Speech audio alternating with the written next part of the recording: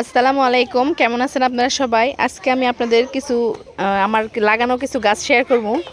যেগুলো একটা হচ্ছে এই যে কারি পাতার গাছ। এটা কারি পাতা, কারি রান্না করে অনেক কিছুতে দেয় আর কি। আমি কখনো খাই নাই রান্না করে, কিন্তু শখ করে লাগাইছিলাম। গাছটা অনেক বড় হয়েছে। ছোট্ট একটা গাছ লাগাইছিলাম, অনেক বড় হয়ে গেছে। আরও কিছু গাছ দেখাইতেছি।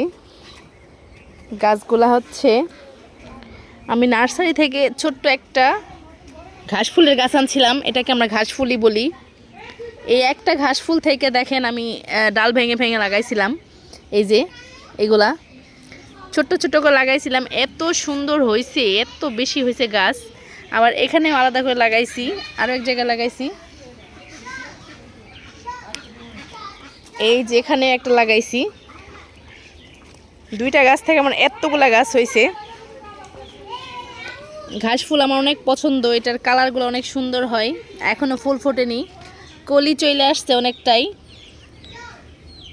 এই যে এটার কলি আসছে, এই যে কিছুদিন পরেই ফুটবে, তখন ভিডিও করে দেখাবো আপনাদের। একটা ঘাস ফুলের গাছ থেকে একটা টব নিয়ে আসছিলাম, আরও কিছু আছে, এটা চাইলে লাগানো যাবে। খুব সুন্দর হয়েছে গাছগুলা, তাই ভাবলাম আপনাদের সাথে শেয়ার করি।